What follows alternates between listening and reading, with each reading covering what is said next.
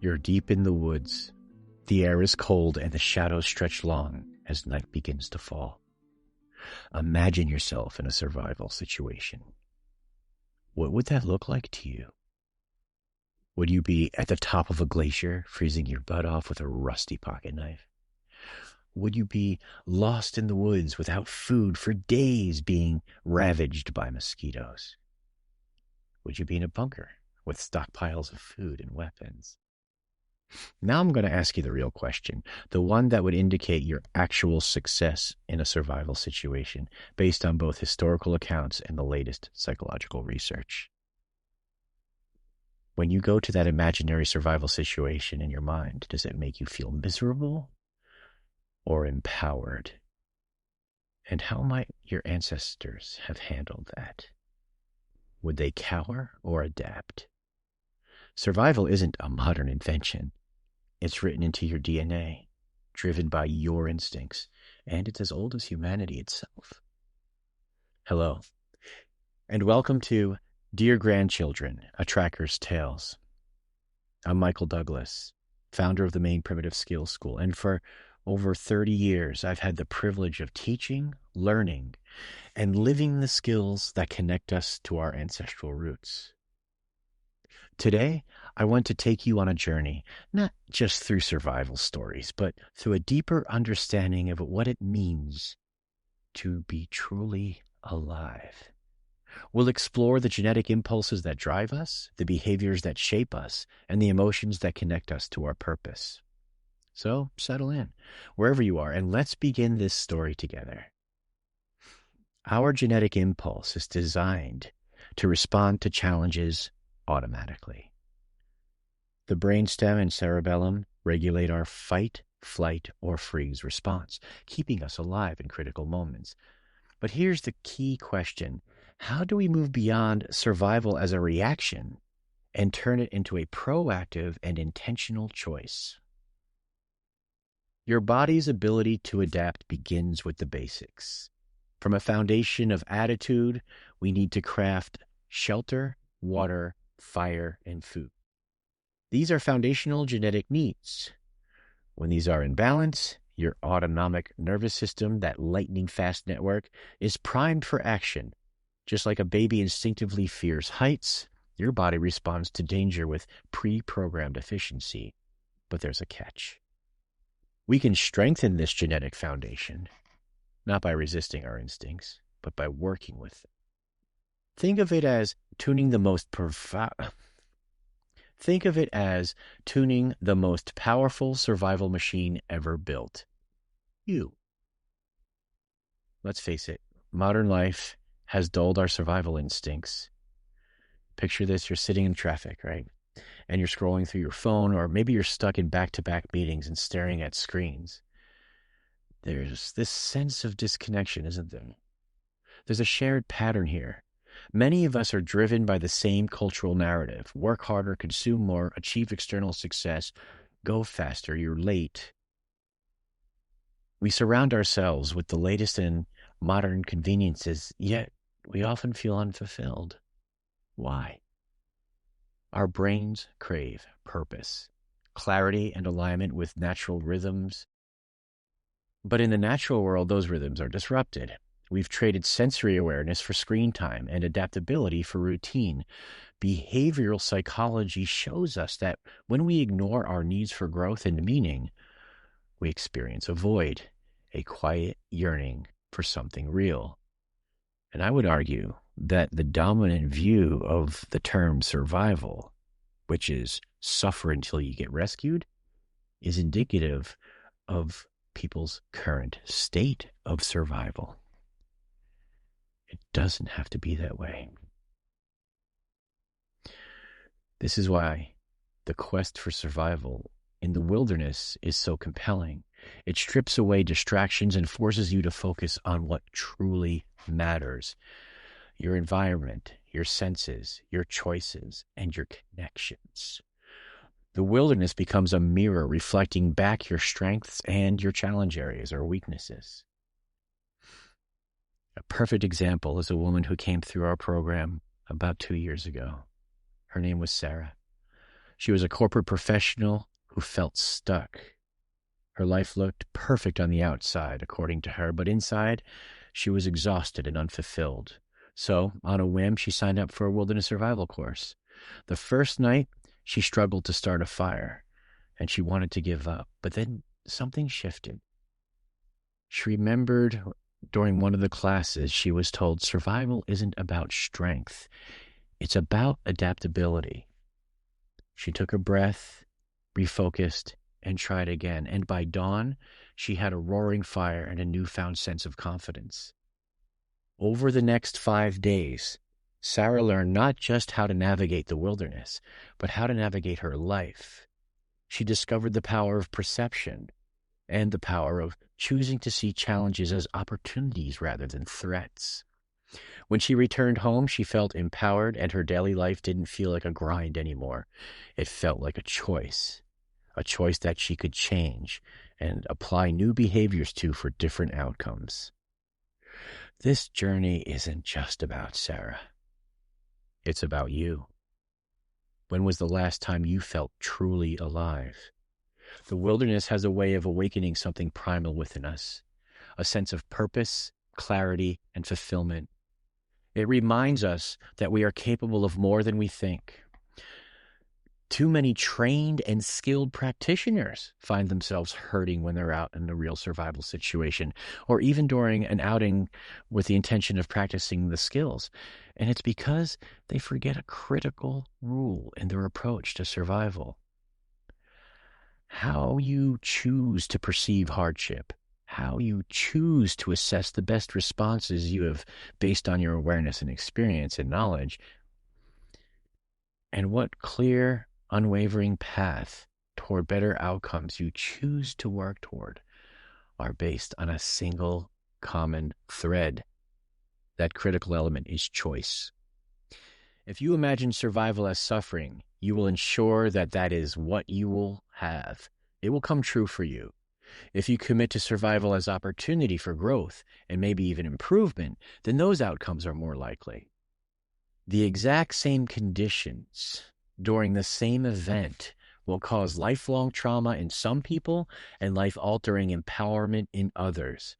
Those who acknowledged that the boat was sinking and committed to action over the judgment of others made their way to the life rafts and lived to see another day.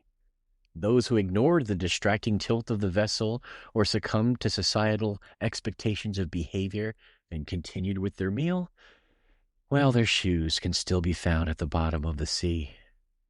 Whether it's a titanic event or navigating your day-to-day reality, the bottom line is that it is your choices, beginning with perception and manifesting through thought into action, that determines your outcomes. Survival isn't suffering until you are rescued. Those who share the tradecraft at this level, they're teaching a theme of misery spiraling toward death. Survival, as the highest expression of the craft, is mastery of your tools toward mastery of your environment, and a process that provides you the fullness of your days in a rich and rewarding life. Using fieldcraft to enrich your daily reality toward mastery and maintenance of a long and rich life is an example of productive personal definitions of survival. You see, beyond your genetics, your personality, the person you can start to grow into the moment you decide to, the moment you choose to, is shaped by only two factors: the environment you immerse yourself in and what you choose to focus on in that environment. Just remember, changing environments alone is not enough. When you get a chance, look at a satellite image of the globe at night. The tendrils of lit roads radiating out from the nucleus of each city has a certain pattern. It's the same pattern found in nonspecific or cancerous cell growth. Folks will leave the city to get away from it all. They fly through Maine's one highway, weaving in and out of traffic in a mad rush to ironically relax. Once they arrive, they complain about the slow drivers, the muddy roads, the poor lighting, and within 3 generations, little versions of the cities they fled are being built by their grandchildren. I watched this process eat away at the first national wildlife refuge called the Pine Barrens in a place known as New Jersey. Within 3 generations, endless scrub oak and pitch pine and cedar swamps dissolved and were replaced by monocultures of retirement villages and strip malls. Until you recognize that you are more powerful than your default settings and that you can choose to make an effort to do something about it, your default settings will remain unchanged, as will what they produce. This form of defeat is often expressed as same shit, different day, or the usual, or same old, by those wallowing in it when asked, hey, how's it going? One of my mentors, Tom Brown Jr., would challenge us to have an adventure or discovery every day. If we didn't have something interesting to write in our journal before bed, he would say, then get out there, even in your pajamas, and create a small adventure worth writing about before you go to bed. You see, to Tom, survival seemed to be about living life to the fullest. He would often say that anything less was a euphemism for living death. This morning you chose to wake up and see a playground, or maybe a battlefield, or a chess game, or maybe a sacred temple, or maybe a meaningless pit of despair. When you realize it is ultimately your choice or choices that frame your perception, you can choose to reprogram your mind and change your experience. Define who you want to become.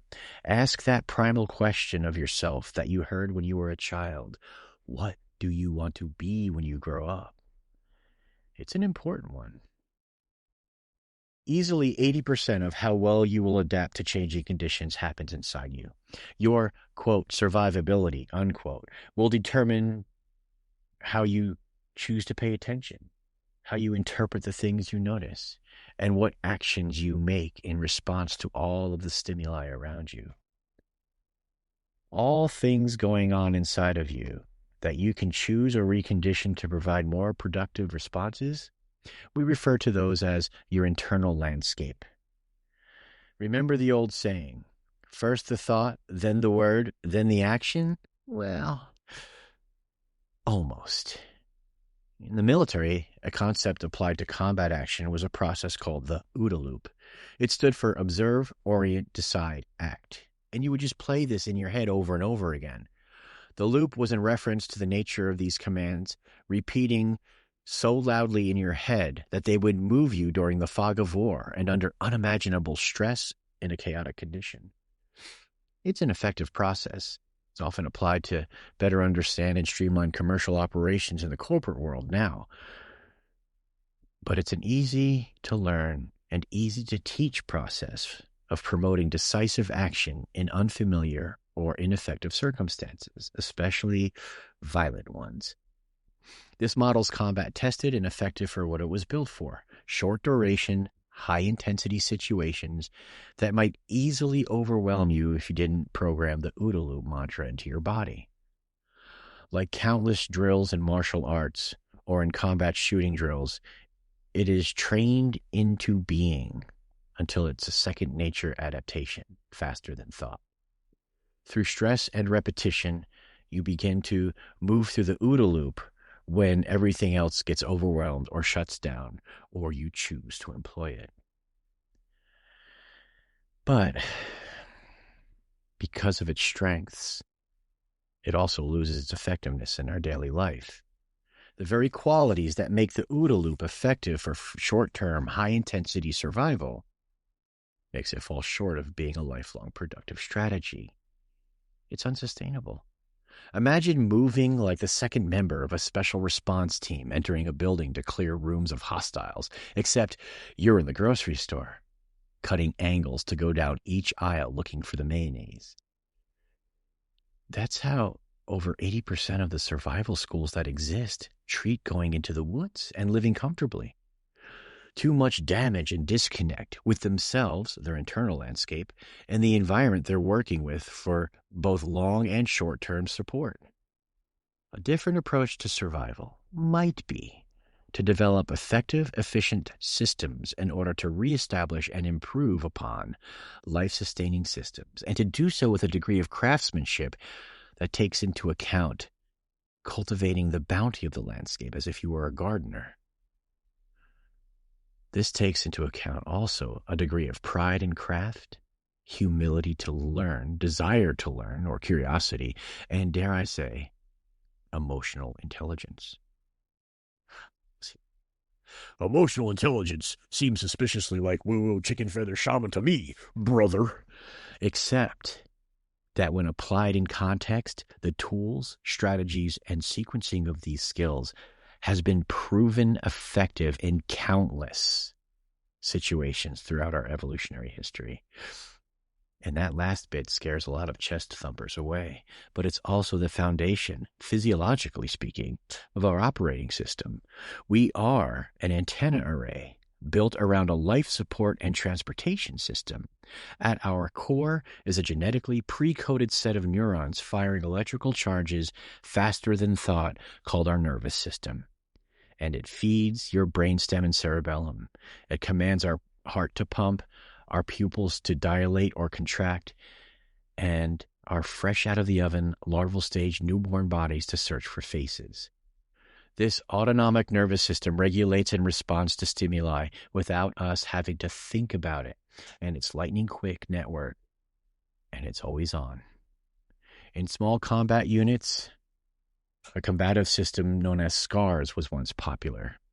It's an effective system that relies on violence of action and attacking threats rather than blocking. One of the system's unique tools was to incorporate the body's instinctive response to pain, referred to as the autokinematic response. It's the hardest part of ourselves to re-script or reprogram because it's rooted in our genetic expression. For instance, a baby becomes mobile, right? And then suddenly they develop a fear of heights. Or if you hold a weeks to months old child over a table, they'll start to pump their legs. They're not trying to learn how to walk. It's genetically in there. There's this sense that they want to reach and feel and locomote. Whatever it is, over generations, that behavior has been preserved and refined. Those that don't possess these pre-programmed wiring pieces, well, over the generations fell off the cliff and never made it to adulthood. That missing piece of the genetic code didn't get passed on. At this level, regarding survival and your core operating system, it is easier to strengthen the components you can't control.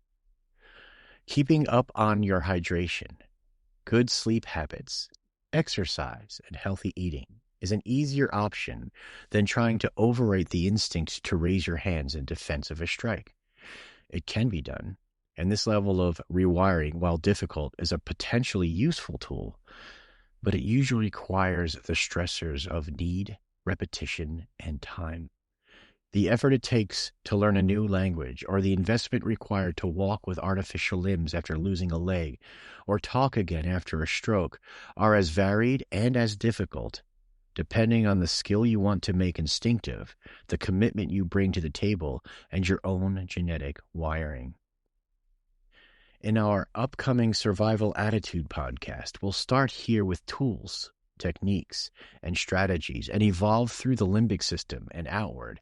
In this approach to both long-term and short-term survival, we begin from the core of your being outward. So it isn't first the thought, then the word, then the action. It goes deeper and includes our most primal biology and expresses through our intuitive emotional mind before being expressed as reasoned action that can be shared through language. First, the awareness of patterns or breaks in patterns, then the emotional action, then the thoughtful response, then the expressed word, and then, if you're not too late to do all those extra steps, there might be an action. How does this relate to your personal survivability? When you ask the impassioned question or emotionally charged a statement in your brain, it allows new information through the filter of your reticular activating system. You begin to recognize new elements of your landscape. They're actually elements that have always been there, but your perception allows you to notice them. You begin to notice options and opportunities relevant to your desired outcomes. Have you ever learned a new word and suddenly it appears everywhere? Maybe you bought a new to you vehicle or a new breed of pet and suddenly they seem to come out of the woodwork. Congratulations, you grew a little. That's just part one of the primal process. The next part is solidifying that change. For that to happen, you have to act on those new options and choices.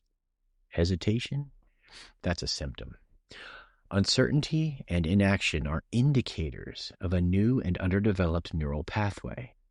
By putting things into action, you reinforce recognition of these new options and choices and feed the new behavior of the new you an experience to reference. The route toward wisdom is experience. The cheat code to increasing your survival success, whatever that means for you, is in recognizing and acting on the choices you intentionally craft. Amplify with need and or passion and hold in your mind as your, quote, ecological. Remember, the worst time to practice a survival skill is when you need it. This self-programming technology is being used in well-funded alphabet agencies, corporations, and marketing agencies, and is supported by brain-based research, behavioral psychology, and case studies. In the old days, it was called prayer, but it got too wordy, and the emotional intelligence aspect kind of got weeded out. It became less refined, and so the results became cloudy and then unpredictable.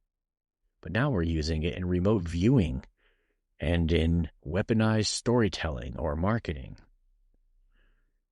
In some circles, it's still referred to as voodoo, witchcraft, the Lord's work, or old school mumbo jumbo, or neural linguistics. You control what survival means to you, and in doing so, you determine the trajectory of your time and effort. How does this align in our modern perception of quote-unquote survival? Look at how popular television shows package and sell incredible and transformative experiences in nature. Do we have to be alone or naked and afraid? Does it have to be man versus wild, where people are backstabbing in soap operas rife with manipulation as they vote each other off the island? No. In fact, it's quite the opposite if you want it to be effective. In our modern context, television and smartphone screens are the new Mandela. The new mantra seems to be, stay divided and consume more. In this context, marketing truly has become weaponized storytelling, designed not to cultivate insight and inspire others to seek the fullness of their being, but instead to provide a reliable market share of consumers and healthcare patients. It's called programming for a reason, folks. And if you don't take the time and effort to choose what shapes you, the influence of others will take control. Remember, when you were little and you wanted to be something when you grew up, I bet it wasn't obese, stressed, mildly depressed, and in debt. I bet it didn't revolve around guilty fast food dependencies and a prescription drug tray. I bet it could probably use more creative expression, a deeper sense of confidence, rooted in ability, and a connection to something more meaningful. These are all elements of self-worth. Self-worth is the foundation for a productive survival attitude. In survival, our perception creates the parameters for what we are able to notice and what we are motivated to act upon in order to craft our reality. If you were one of the many people who, when asked to close their eyes and envision themselves in a survival situation, found yourself suffering, well, we have some work to do. In fact, I challenge you to look at that assumed baseline of suffering and hold it against the general attitude of participants in our modern world. How many gainfully employed people surrounded by the most modern of conveniences would fit the definition of survival if that definition included being in a state of misery, looking for rescue? There is a more productive and more ancient storyline of survival, and it's locked in your DNA. Some would say it's a gift from your ancestors, a lineage of skilled and caring grandparents stretching back to our collective hunter-gatherer nomadic roots. Learning survival is much more than an insurance policy. It is a way of getting in touch with your inner and outer landscape. When you're outside in the elements, as a domesticated hominid, you are by default out of your element. By working the edge of your comfort zone, survival becomes an adventure in where you discover just how to eke out an existence in the beginning, but then you start moving towards living well. It doesn't matter whether your home is a small off-grid cabin or a penthouse apartment in Tokyo, a survival situation is incredibly transformational. By shaping your environment to provide you the necessary elements to first remain alive and then evolve toward comfort is a level of craftsmanship that begins at your core. It will heighten your senses and enhance your abilities if you empower it, or it will cast you into an indecisive cloud of uncertainty and denial, or worse, you'll allow yourself to tailspin into panic. Most people who dare to venture outside of the comfort of their routine, to hone their life-sustaining skills and develop healthy support systems in unfamiliar environments, discover heightened senses and enhanced abilities. Through a primal drive, your mind becomes sharp and your senses feed you information faster than thought. For over 30 years, I've watched people come through our programs only to experience things they never dreamed they could do. They feel not only a deep connection to themselves, but also to the land. Their intuition becomes sharp and reliable, and in short, they become larger than and begin to take mastery over the thoughts that seem to pop into their heads, often without rhyme or reason. I have seen no other area of study open the senses and repair and develop childlike curiosity as does the study of living in any landscape, with the ability to not only eke out a miserable life, but to flourish. For too long, I've watched people barely making ends meet save for months so they can take a survival course because they're passionate about it and they, quote unquote, feel they need to. Most get here expecting newfound skills and abilities, and yeah, they get that. But what they don't expect, and get anyway, are the profound realizations that happen when they put themselves in a whole new relationship with the world after realizing their wants are separate from their needs. That there's a realization of being fully alive as opposed to what happens in their day-to-day existence. And it's all largely based choice. By removing themselves from the routines, they find that they become excited about life again. So I ask you again, what are the routines in your life that feel like they're holding you back? How often do you intentionally challenge yourself to grow? And if survival is about adaptability, what steps do you take every day to break free from the mundane and embrace a more empowered mindset? The first step is recognizing that change is within your control. And the second, take action. Here's your challenge. Start small. Tonight, write down one thing you'll do differently tomorrow to connect with your environment and yourself. Maybe it's taking a walk without your phone, or cooking a meal from scratch, or sitting quietly to observe the world around you. Survival isn't just about enduring. It's about thriving. It's about waking up each day with a sense of adventure and possibility. Remember, you're more powerful than your default settings. The choice to live is fully yours. So go out there, change the world, have fun doing it, and don't get caught.